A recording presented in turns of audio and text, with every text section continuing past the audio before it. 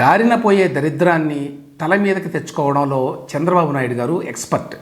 BJP వాళ్ళు అడిగారో లేదో తెలియదు కానీ ఆయన ఢిల్లీ దాకా వెళ్ళి అరవింద్ కేజ్రీవాల్ ప్రభుత్వాన్ని దుమ్మెత్తిపోశారు.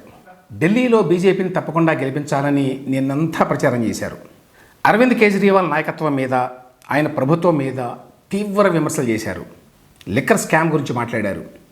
అసమర్థ ప్రభుత్వం, అవినీతి ప్రభుత్వం అన్నారు. ఢిల్లీకి డబుల్ ఇంజిన్ సర్కార్ కావాలన్నారు. గతంలో ఇదే కేజ్రీవాల్తో కలిసి ఆయన రాజకీయం చేశారు అని చెప్పి జనం మర్చిపోవాలా.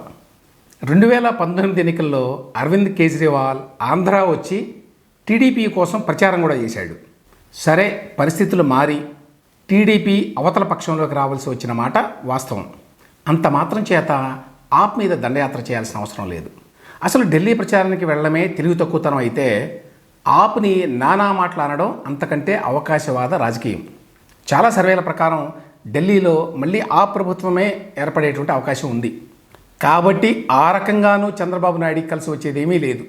బీజేపీకి మద్దతు ఇవ్వడం, తద్వారా రాష్ట్రానికి రాజకీయ స్థిరత్వాన్ని ప్రసాదించడం, అలాగే రాష్ట్రానికి ఆర్థిక సాయాన్ని పొందడం వరకు ఓకే.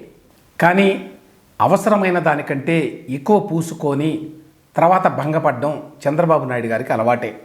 ఢిల్లీ ఎన్నికల్లో చంద్రబాబు నాయుడు ప్రచారం ఈ కోవకే వస్తుంది.